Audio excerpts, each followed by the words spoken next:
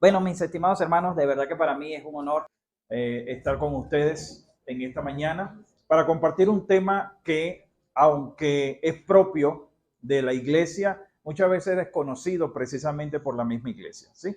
Vamos a hablar de un periodo importante que es el periodo de la Reforma Protestante y cómo esto o el tema que se me invitó a dar fue el impacto de la Reforma Protestante en las diferentes denominaciones, ¿sí? Un tema bastante amplio y algo complejo cuando te piden hablar de algo como eso, ¿no?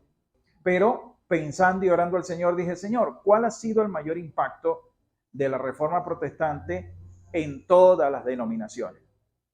Y indudablemente que el Señor trajo a mi mente y a mi corazón y me dijo las 5 solas de la Reforma. Si hay algo que ha impactado de manera continua, constante, la vida de la iglesia, la vida del cuerpo de Cristo, las 5 solas de la Reforma Protestante. Haciendo un poquito de piso histórico, y no pretendo aburrirlos con la historia, pero haciendo un poco de piso histórico, hay 4 razones por las cuales se da la Reforma Protestante en el 1517. ¿Sí? Estamos hablando que ya han pasado 505 años de la Reforma Protestante de Martín Lutero. No podemos estudiar la Reforma sin entender quién era Martín Lutero. Y Martín Lutero era y esto le sorprende a mucha gente, pero era un monje agustiniano. La Iglesia Católica estaba dividida, a diferencia de nosotros por denominaciones, estaba dividida por órdenes. Y usted puede escuchar de los jesuitas, puede escuchar de los agustinianos, de los carmelitas descalzos, aunque usted no lo crea, todavía esa orden está por allí rondando. Yo hice mis estudios en licenciatura en una universidad católica y soy profesor allí también. Y me tocó un sacerdote que era de la orden de los carmelitas descalzos, órdenes mendicantes, ¿sí? Que de una u otra forma impactaron nuestra Latinoamérica porque llegaron después de Colón acá a Latinoamérica, ¿no? Cosa importante, los franciscanos también, una orden mendicante, una orden que se dedica a pedir y impulsar la pobreza como símbolo de santidad. Entonces, cuando usted entiende muchas de estas cosas, usted dice, bueno, ya nosotros comprendemos por qué nuestros indígenas tal vez cambiaban el oro por un espejo o algunas cosas, porque justamente esta orden mendicante te decían que no deberías tener ningún tipo de riqueza. Ahora, esto es importante para nosotros entender por qué Martín Lutero era agustiniano. Martín Lutero, siendo un hombre que formaba parte de la Iglesia Católica, en esa orden de Agustín, ¿qué hacía Martín Lutero? Martín Lutero, antes de la Reforma, era un hombre que era profundamente perturbado y un hombre que profundamente se angustiaba por la cuestión del pecado. Se autoflagelaba, se golpeaba a sí mismo. Y cuando ustedes, por ejemplo, revisan un poco de la biografía de Martín Lutero hacía algo como esto. Iba a su líder confesante, se confesaba en ese momento, luego salía al pasillo, se recordaba de otro pecado y regresaba otra vez nuevamente a confesarse. Sí, una vida bastante angustiosa la de Martín Lutero antes de poder entender que el justo solamente por la fe vivirá. Entonces, ¿por qué hacemos esta introducción? Para que usted entienda un poquito la mentalidad del hombre que impulsó la reforma en ese momento y por qué lo hizo.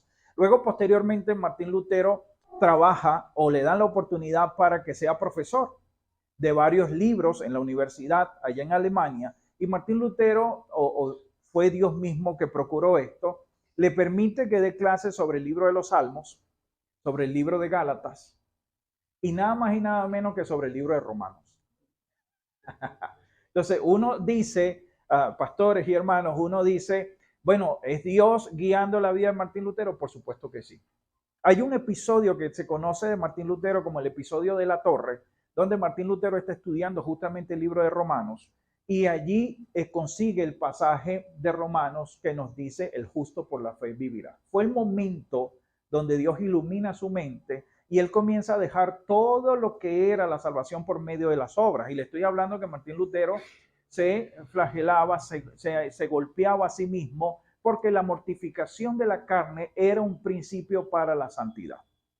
¿Ok? Entonces, con todo eso en mente está Martín Lutero. Él sigue creciendo, sigue desarrollándose en la universidad. ¿Y qué es lo que hace en el 1517? el 31 de octubre de 1517. Como nota aparte, por favor, hermano querido, enseñe a sus hijos la reforma para que no tengamos que estarle diciendo que el 31 de octubre se celebra Halloween, sino dígale a sus hijos se celebra la reforma protestante en el mundo. Entonces, a partir de allí usted no va a tener problema que sus hijos, que si el Halloween, papá, no, nosotros celebramos la reforma protestante de Martín Lutero. Ahora, algo importante. Martín Lutero, indudablemente un estudioso, un hombre que estudió filosofía, un hombre que estudió historia, que estudió toda la patrística de parte de la Iglesia Católica, era la persona indicada para decir es necesario hacer una reforma. Cabe destacar que Martín Lutero no quería otra iglesia. Martín Lutero lo que quería era reformar la iglesia que estaba.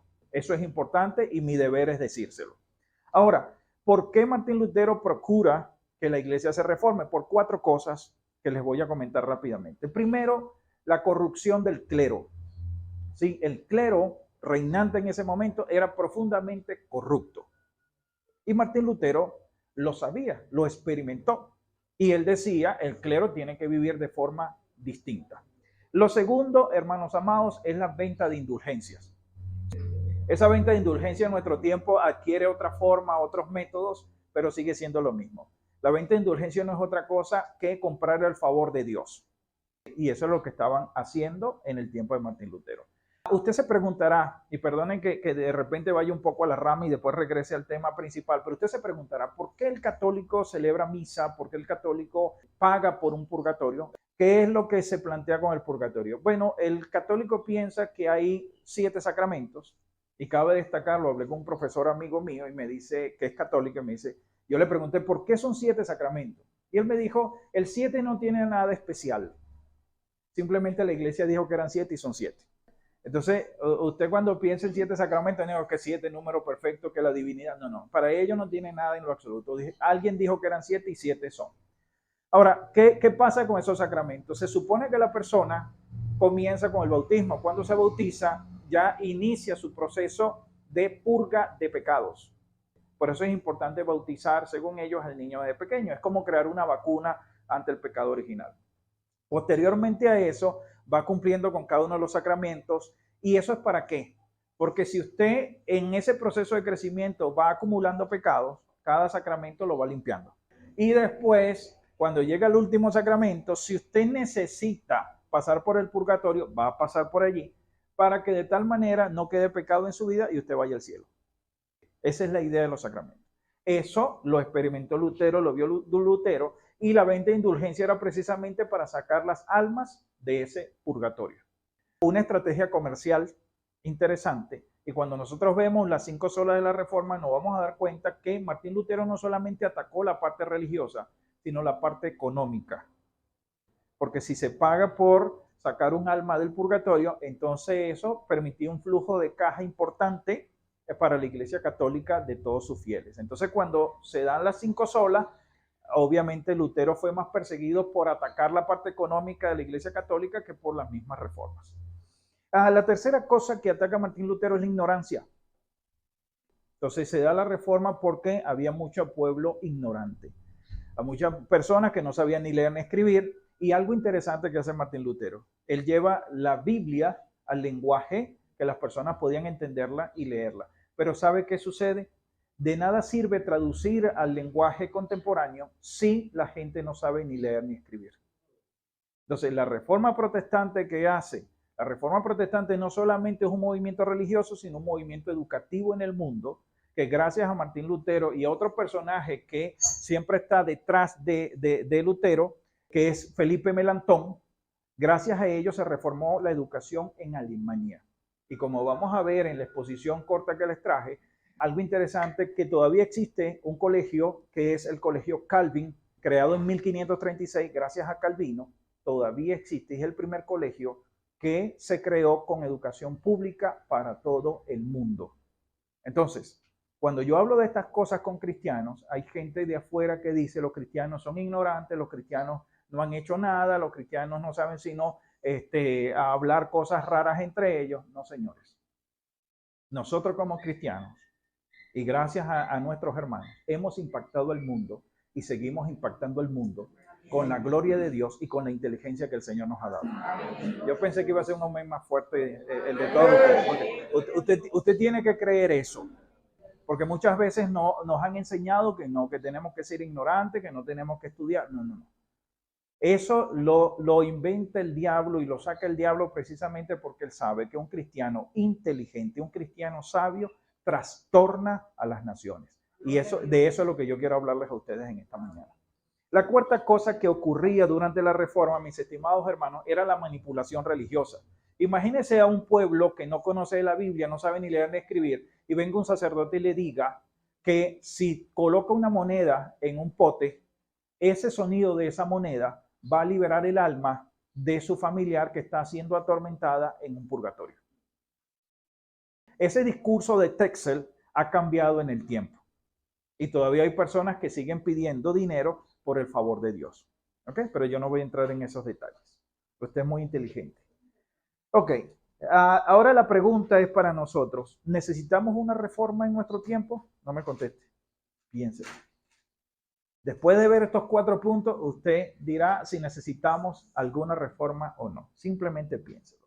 Ahora, yo quiero hablarles de las 5 solas de la reforma, mis estimados hermanos, porque, y no los voy a aburrir con la historia, sino que les voy a decir de una u otra manera cómo esas 5 solas de la reforma nos libraron y nos siguen librando a nosotros de acciones, actitudes y cargas muy pesadas que la Iglesia Católica estableció sobre las personas, pero gracias a las 5 solas nosotros nos libramos de eso. Entonces, quisiera comenzar con solo la Escritura.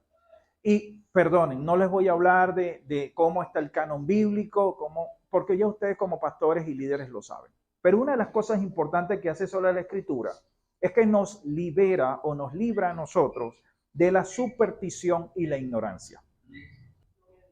Cuando usted lee su Biblia, usted está quitándose un velo de supersticiones y de ignorancia que el mundo que no conoce la Biblia practica. Y les voy a decir por qué. Fíjense, mis estimados hermanos, Venezuela es un país que es muy supersticioso. ¿Sí o no? Sí. Ustedes están en sus comunidades y ustedes saben lo supersticioso que son las personas que están a nuestro alrededor. Bueno, aquí en Venezuela hay personas que creen que si le barren los pies no se van a casar. Ahora, ¿por qué usted no cree eso? Gracias a solo la Escritura, gracias a la palabra de Dios, que te dice que no es porque te barran los pies o no, sino es por el propósito de Dios. ¿Sí? Y que usted se casa con otra persona no porque le gusta o no porque es más bonita que las demás, sino porque hay un propósito para ambos en el Señor y pasan a ser una sola carne en Cristo Jesús. Entonces, si están barriendo la iglesia y a alguien le barre usted los pies, usted no se preocupa por eso. Okay. Cuidado.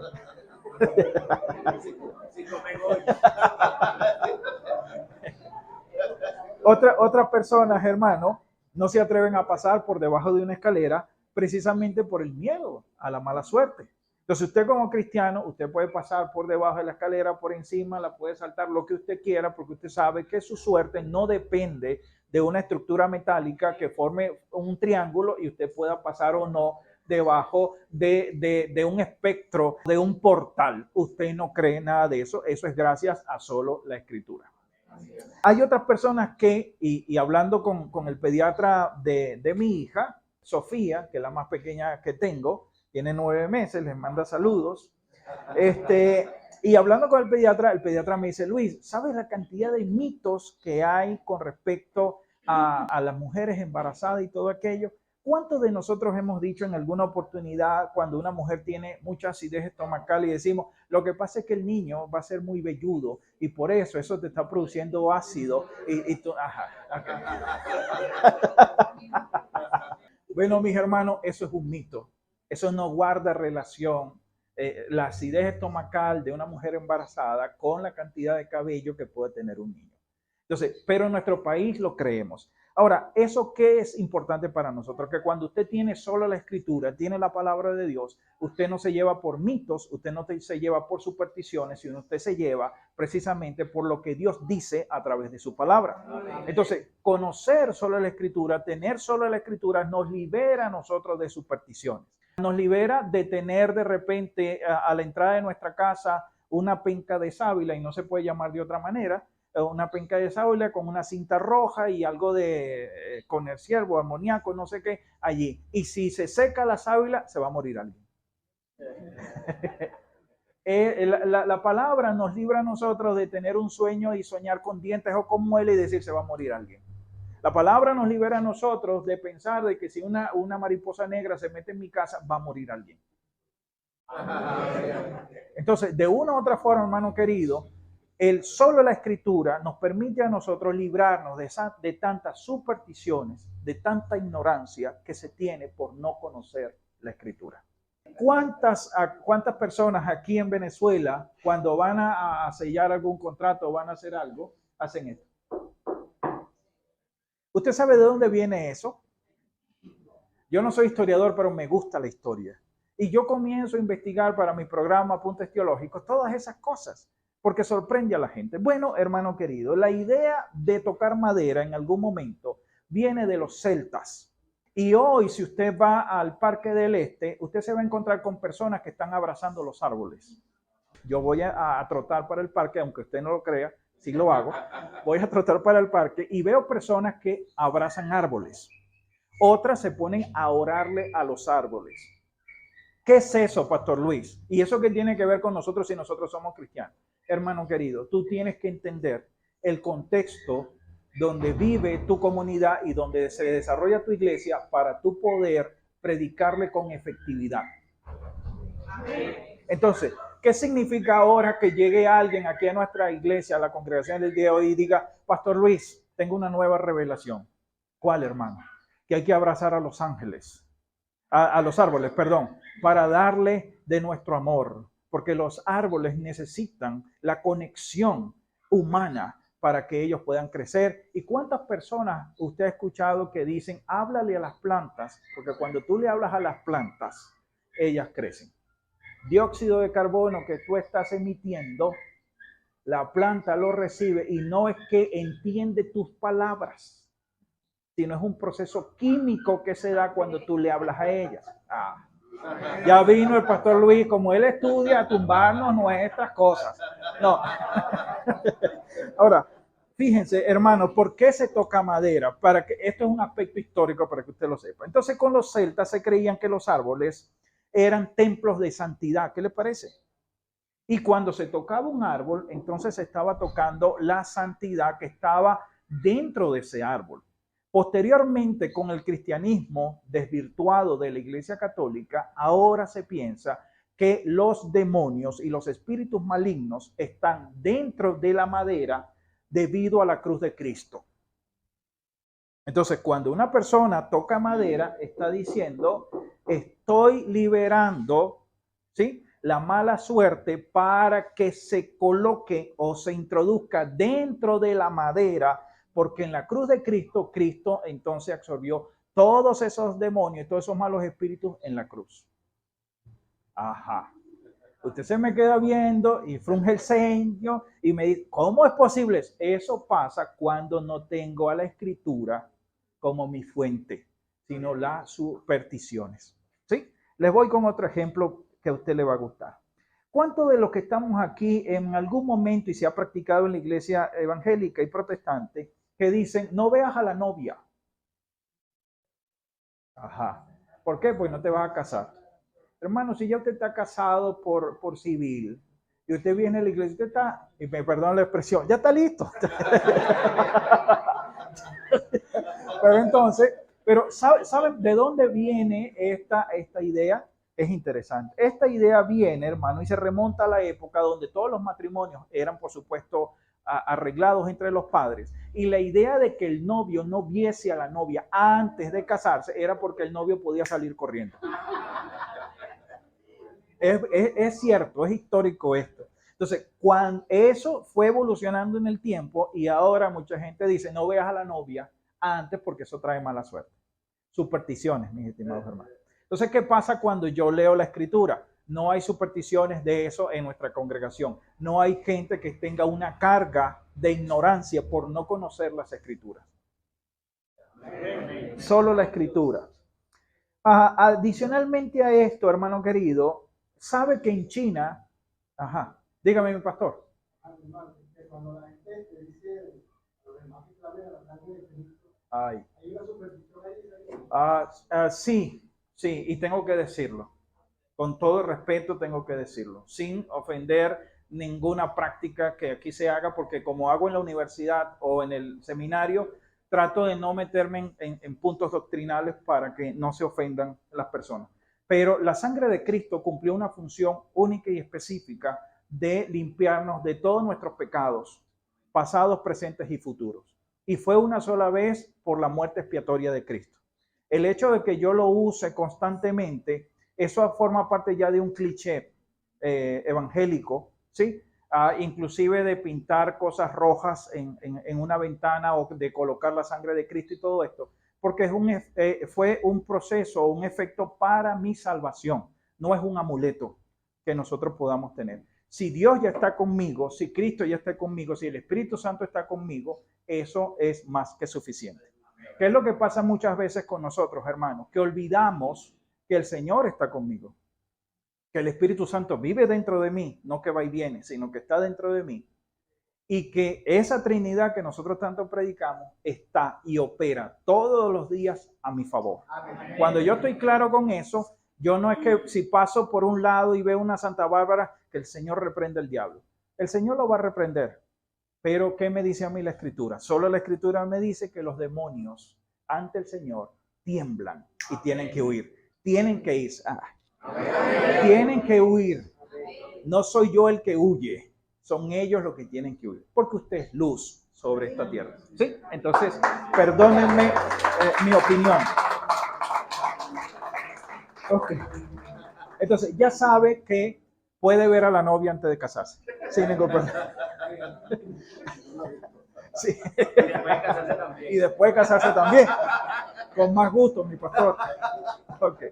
La tercera o cuarta cosa, hermano, es que usted sabe que en China, si alguien está cumpliendo años, usted no le puede regalar un reloj. Porque en China, si usted le regala un reloj a alguien que está de cumpleaños, usted prácticamente le está anunciando la muerte. A mí sí me puede regalar lo que usted quiera cuando usted quiera. Yo no tengo problema con eso. Pero fíjense cómo las supersticiones, hermano querido, arropan en el día a día a nuestra gente. Y esas son las mismas personas que vienen y se sientan aquí con nosotros y escuchan la palabra. Porque ya nosotros no practicamos ninguna de estas cosas gracias a solo la Escritura. Entonces, imagínense en el tiempo de Martín Lutero, donde las personas no sabían ni leer ni escribir, donde solamente el clero manejaba la información bíblica. Entonces, ¿cuánta superstición había en ese instante? Pero gracias a solo la Escritura, ya nosotros no creemos en ninguno de estos elementos. La otra cosa que hace solo la Escritura, estoy en el primer punto nada más. Yo prometí al pastor 45 minutos y eso es lo que voy a hacer. La otra cosa que vemos, hermanos, es la ignorancia. Fíjense, hermanos queridos, cómo lamentablemente se ha labrado un largo camino en honor a la ignorancia. La Biblia en ningún momento dice que nosotros debemos ser ignorantes para ser más santos. Eso no lo dice la Escritura. La Escritura dice que usted tiene la mente de Cristo. Y si usted tiene la mente de Cristo, usted es una persona sabia. Usted sabe aplicar la sabiduría. La gente a veces me pregunta, Pastor Luis, ¿cuál es la diferencia entre ser inteligente y ser sabio? Puede haber mucha gente inteligente, pero no necesariamente sabia. La inteligencia, mi hermano querido, es acumulación de conocimiento. La sabiduría es la correcta aplicación de ese conocimiento. Entonces, cuando usted realmente es una persona sabia, cuando usted sabe aplicar correctamente lo que aprendió de la palabra de Dios. Por eso muchas veces vamos a ver personas que saben mucho de la Biblia, pero su vida es un desastre. ¿Por qué? Porque son muy inteligentes, pero no son sabios. La sabiduría es aplicar correctamente lo que sé de la palabra en mi vida y en la vida de los demás. ¿Sí? Pero dentro de la Iglesia Católica se impulsa la ignorancia y tenemos un personaje como la Santa Catalina de Siena, que es copatrona de Europa y perteneciente a la Orden de Santo Domingo, y ellos están contentos porque esta mujer es ignorante, pero es doctora dentro de la Iglesia Católica. ¿Cómo yo puedo utilizar la ignorancia? La ignorancia es un arma fundamental en estos tiempos. La sobreinformación trae confusión. Por eso muchos de nuestros jóvenes están todo el día en las redes sociales y terminan más confundidos que claros en lo que están haciendo, porque hay una idea en el mundo de sobreinformar a las poblaciones de manera que estén desinformados. Y la ignorancia es justamente eso. Tengo un grupo que son ignorantes funcionales. ¿Qué significa ser un ignorante funcional? No sé ni leer ni escribir, pero sé sacar cuentas y sé tener dinero y sé negociar. Entonces es un ignorante funcional. Sirve para una función aunque no lo conozca todo. Nosotros en nuestras congregaciones no podemos tener gente que sea ignorante funcional. Tenemos que tener personas pensantes. Amén. Y les doy un claro ejemplo bíblico. Hermanos, Pablo era profundamente racional. No le dé miedo. Aquí nadie lo va a castigar por decir que sí. Pablo era profundamente racional, pero también profundamente espiritual. Cuando usted lee las cartas de Pablo, ¿qué está leyendo? ¿Qué me está diciendo Pablo? Pablo me está explicando su fe. Amén. Hermano, ¿por qué usted cree que una persona puede leer el Nuevo Testamento y creer en Cristo? ¿Qué está haciendo Pablo? ¿Qué está haciendo Pedro? ¿Qué está haciendo Juan? Están explicando su fe de tal manera que cualquiera que pueda leerla puede entenderla. La superstición no se explica. La fe en Cristo sí se tiene que explicar. Entonces, si la ignorancia es un arma poderosísima en nuestros tiempos, la reforma fue en contra de la ignorancia. ¿Cómo? Como ya le dije, se creó el Colegio Calvin de 1536. Se funda la primera escuela gratuita para hombres y mujeres en el 1536, la primera escuela gratuita en el mundo. Y fue gracias a la reforma. Fue gracias a su hermano, a mi hermano. Yo creo que eso merece un aplauso. Amén.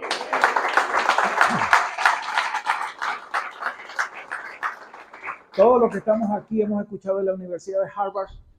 Sí, muy famosa. Ok.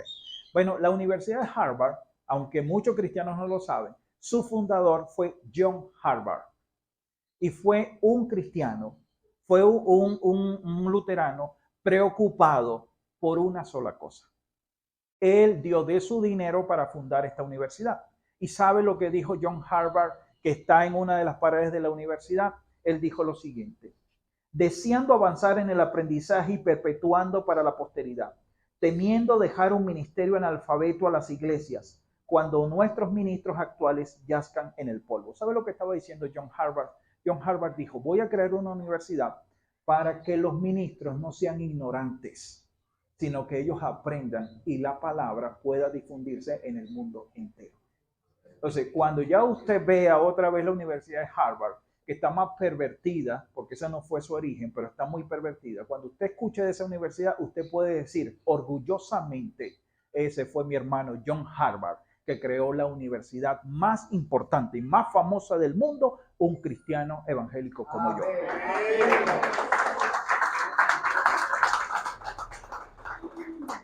Cuando Lutero tradujo la Biblia, Lutero dijo algo como esto: traté de hacer a Moisés tan alemán que nadie sospechara que era judío.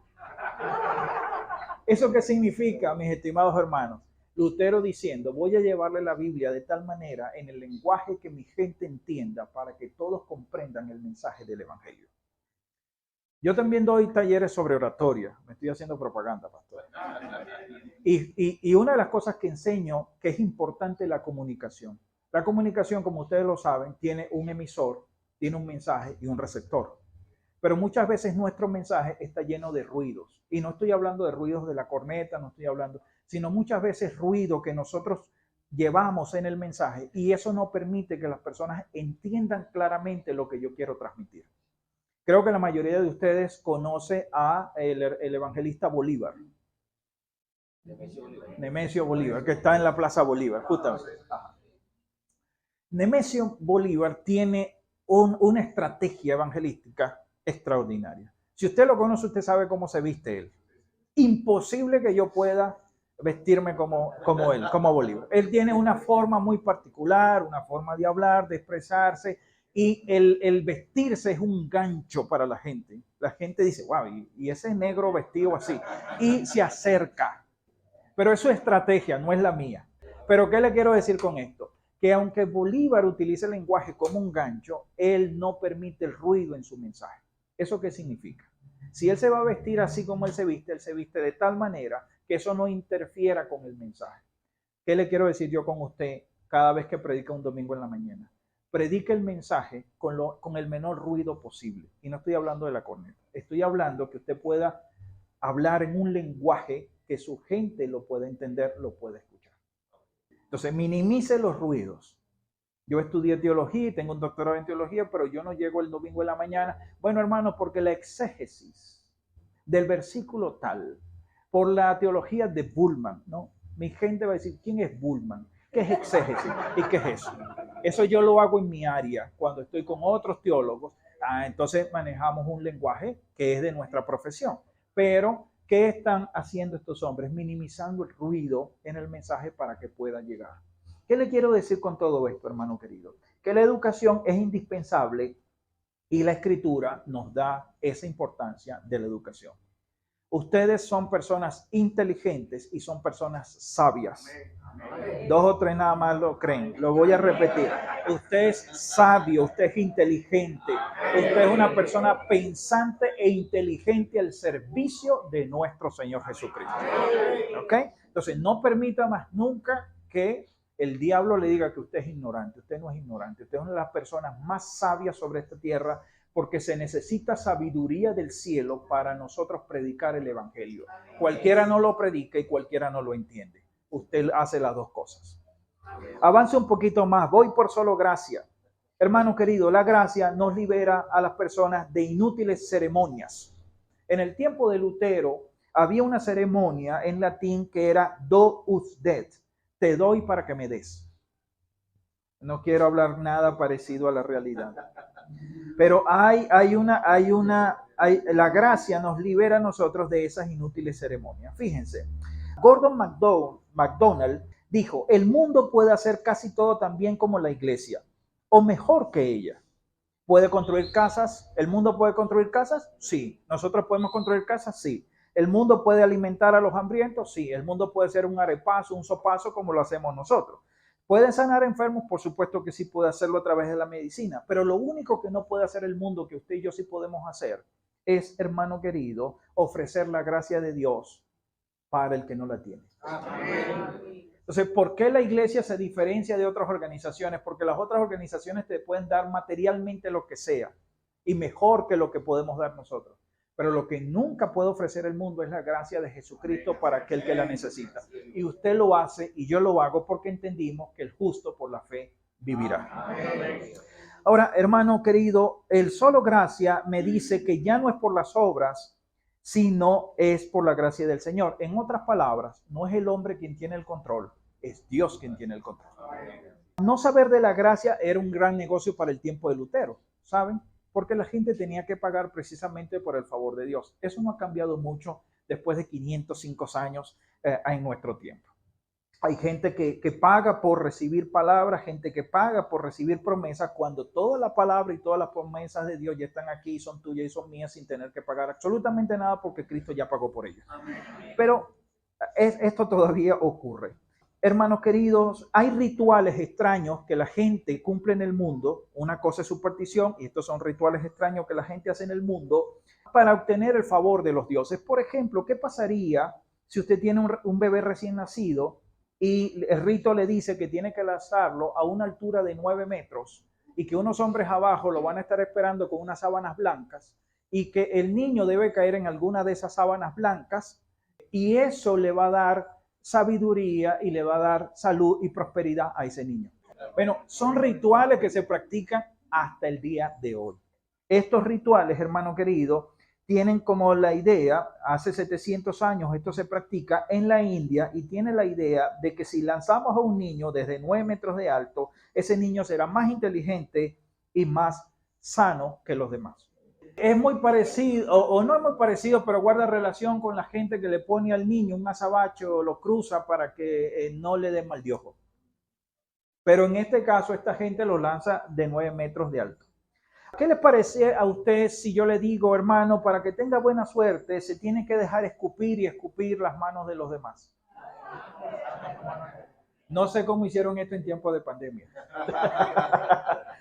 Pero hermano, hay una tradición también en África donde las personas se escupen entre ellas, se escupen las manos, se dan las manos entre los ancianos de la tribu y todo esto para darle un buen futuro al niño.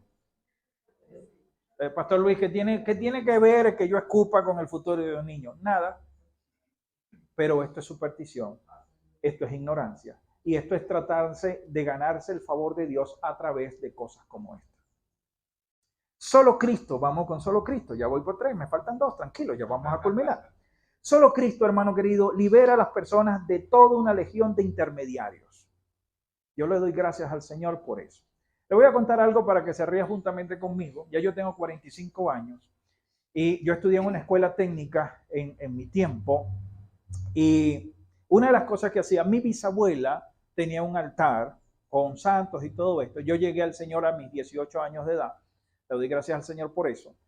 Y esos altares se fueron de mi casa. Pero antes de eso, mi bisabuela, que partió con el Señor a los 107 años, gracias a Dios, pudo conocer a Cristo, me decía, si tú le prendes una vela en la madrugada a José Gregorio Hernández, te va a ayudar a pasar los exámenes y a pasar las pruebas y toda aquella cosa.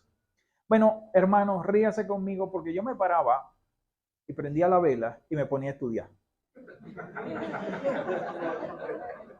Obviamente, como dice mi hermano, obvio que vas a pasar, ¿no? Porque estudiaste, ¿sí?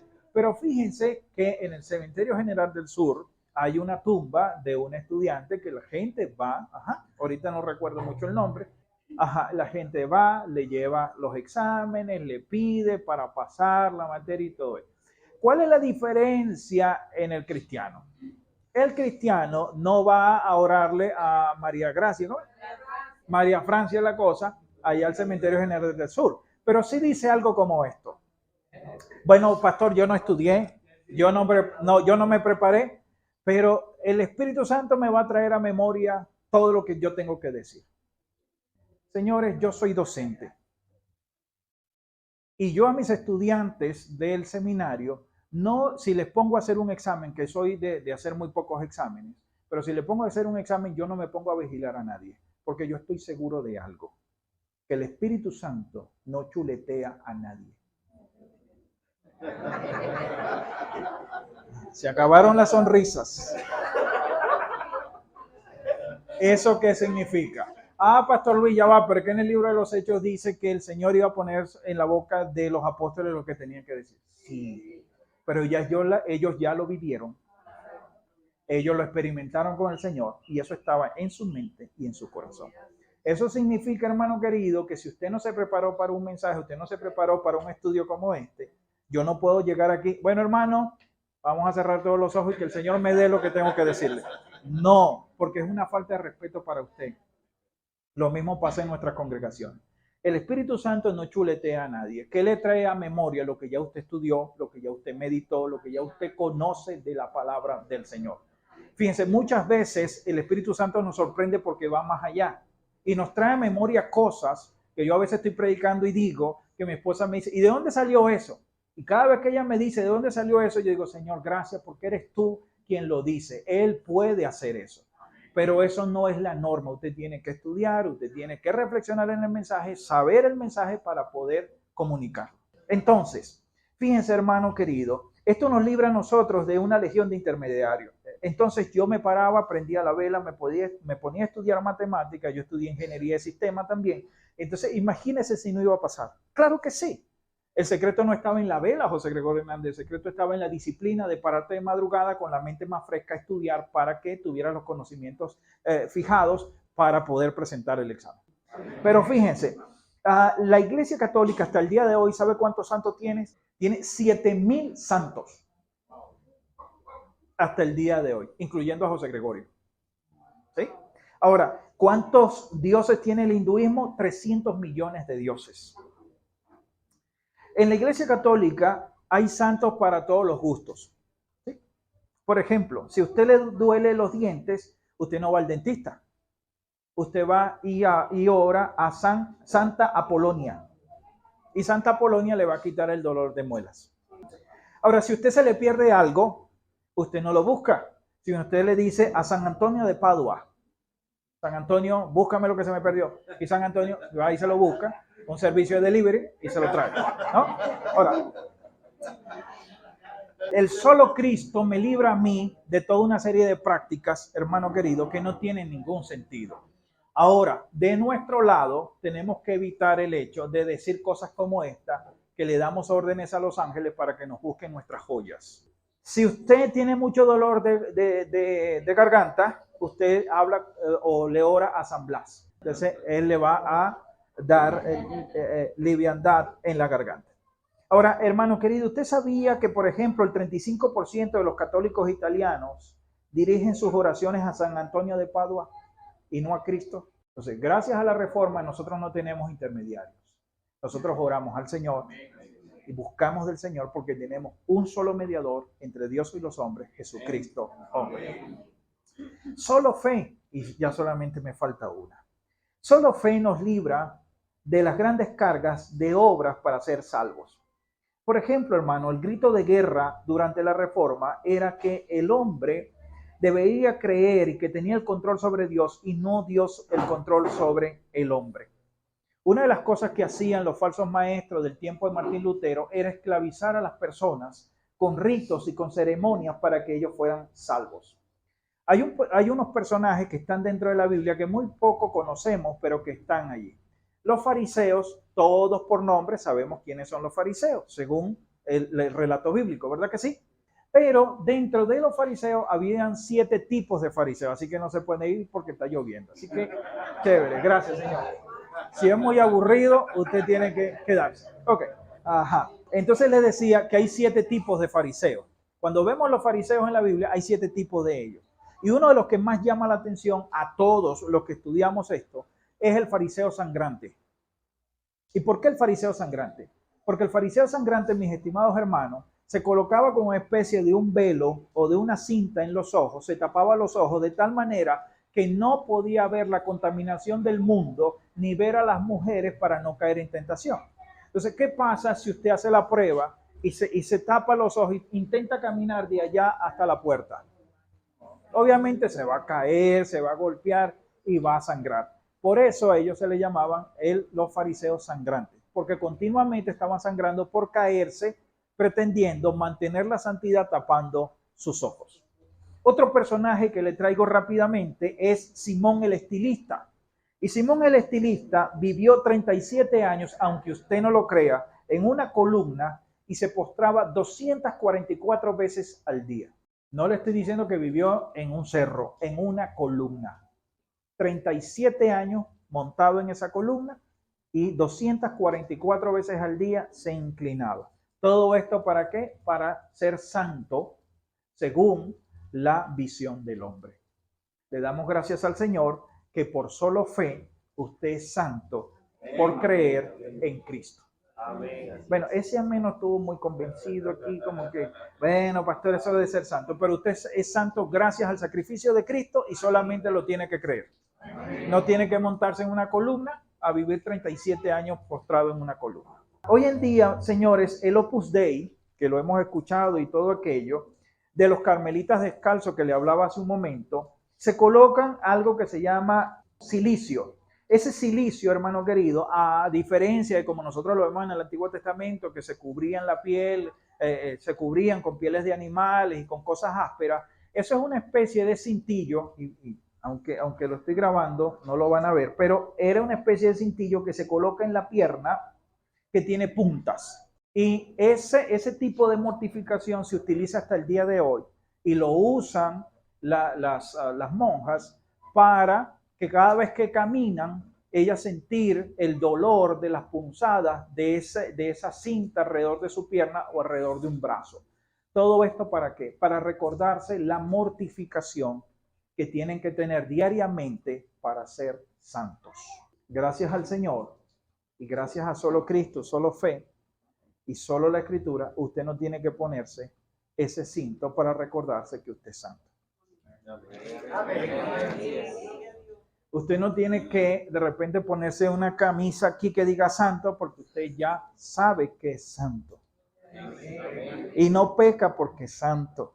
porque fue apartado por Dios, separado por Dios para una misión específica sobre esta tierra para cumplir su propósito. Entonces no utilizamos silicio, hermano querido, porque solo fe me libra de esas obras que tengo que hacer para alcanzar la salvación cuando ya Cristo me la entregó. Y quiero terminar, dígame mi pastor, sobre... Ok. Hermano querido, hay las disciplinas espirituales, ¿sí? Y las disciplinas espirituales no es para mortificación de nuestro cuerpo, ¿ok? Porque ya la mortificación la hizo Cristo en la cruz del Calvario. Las disciplinas espirituales las tenemos que practicar. ¿Y por qué la practicamos? Porque yo practico el ayuno, porque es mandamiento del Señor, ¿sí? Me manda a hacerlo. Segundo, ¿qué hace el ayuno? Desde mi punto de vista, es mi opinión. ¿El ayuno qué hace? El ayuno aflige mi carne. Entonces, ¿para qué yo ayuno? Yo no ayuno para torcerle el brazo a Dios. Yo no ayuno porque yo necesito casarme y no me he casado. Entonces, Señor, voy a ayunar para que me deje a mi esposa. Eso se llama trueque. Y no es la Biblia no me pide que haga trueque. Yo estoy ayunando porque de alguna u otra manera yo quiero afligir mi carne, mis emociones, mis sentimientos y tener una mayor relación con Dios a través de la práctica del ayuno, y que Él pueda aclararme algo que yo no estoy viendo. En ese ayuno, cuando yo ayuno, si es por una esposa o no, yo tengo que tener la capacidad y la madurez y el carácter para entender si Dios me dice si te vas a casar o no te vas a casar. Amén.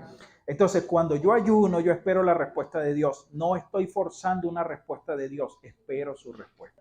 Sí, fíjense, hermano querido, yo cuando venía en el camino dije, bueno, van a haber preguntas difíciles y mi intención es prepararme para las preguntas difíciles porque las fáciles las puede responder cualquier persona. No pretendo saberlo todo, pero yo particularmente como pastor no hago ese tipo de oraciones. ¿Ok? Y no hago ese tipo de oraciones, ¿por qué? Porque el mismo Señor Jesucristo, estando en el Getsemaní, nos da un gran ejemplo de oración y voluntad de Dios por encima de su deseo.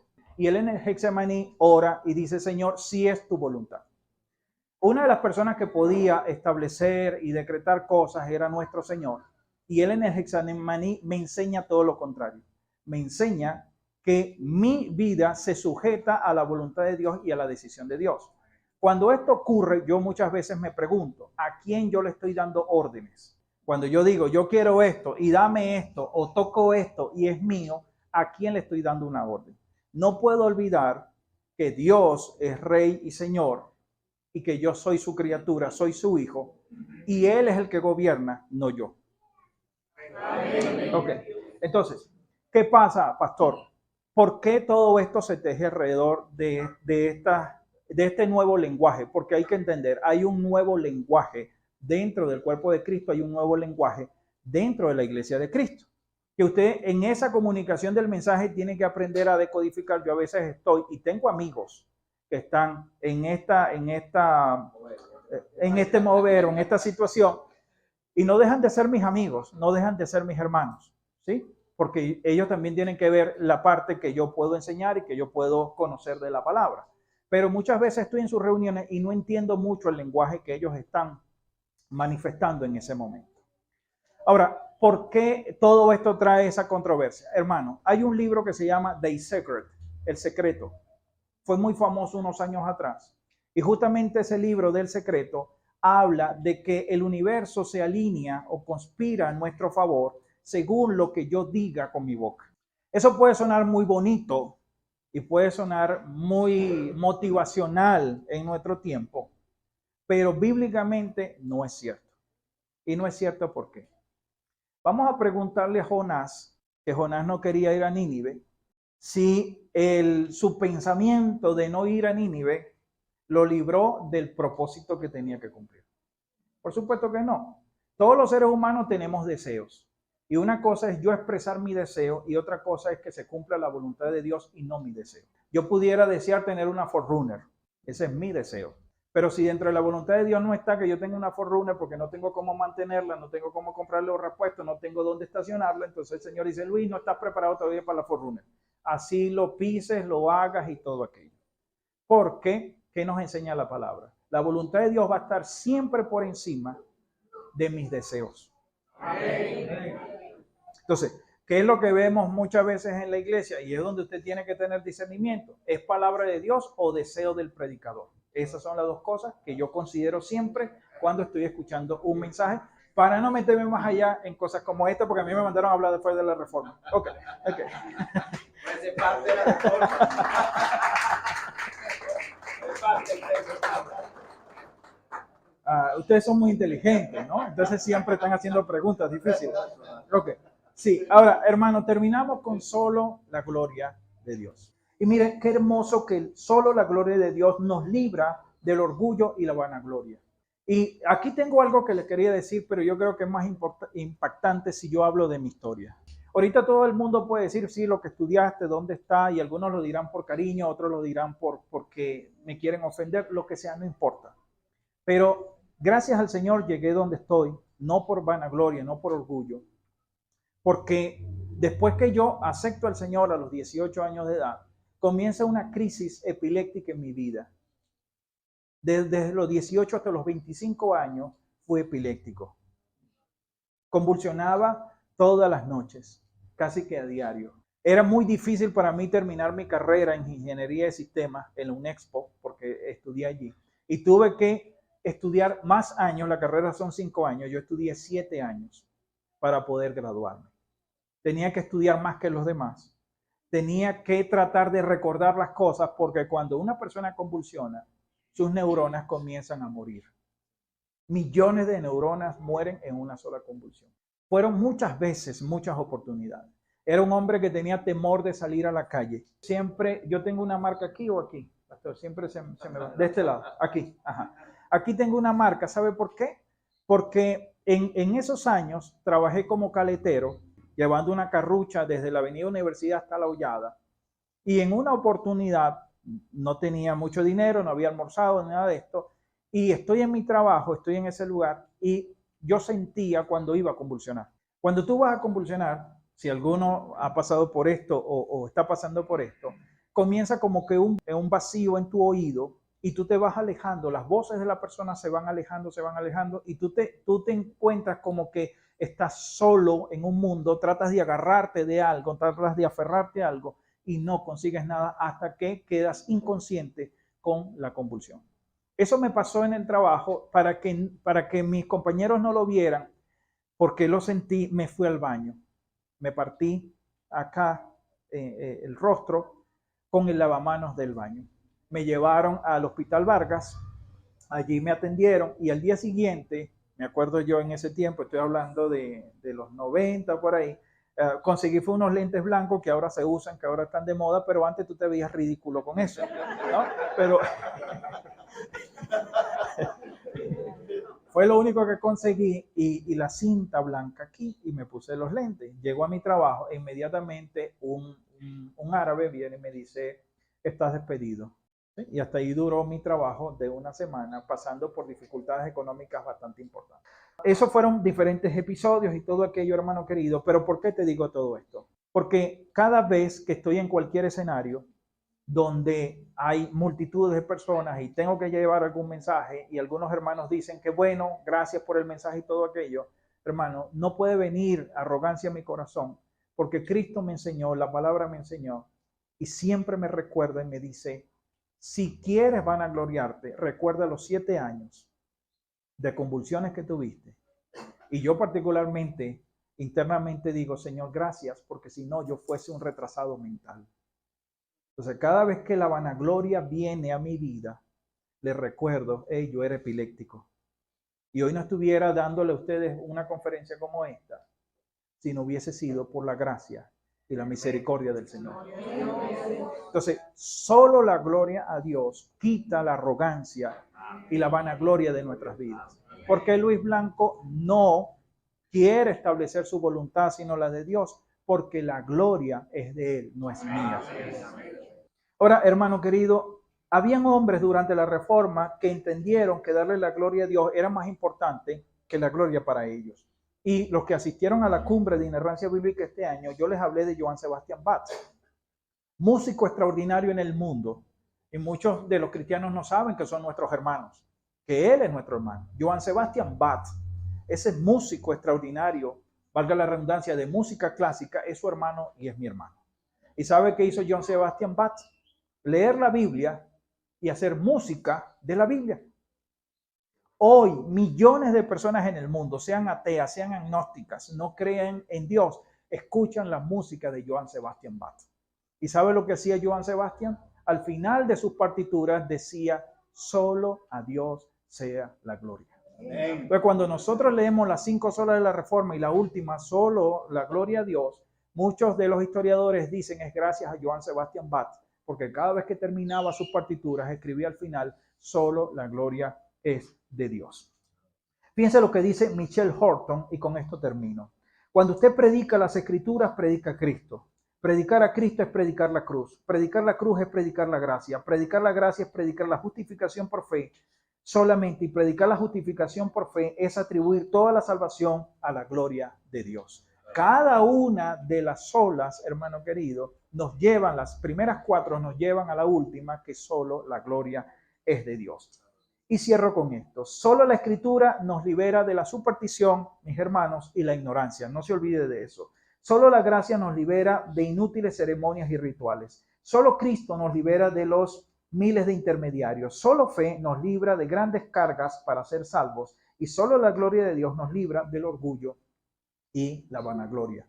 Entonces, ¿qué impacto tiene la Reforma en todas las iglesias protestantes y evangélicas del mundo? Las 5 solas, que gracias a ellas hoy disfrutamos de la gracia y la misericordia del Señor. Gracias, hermanos, y que el Señor les bendiga.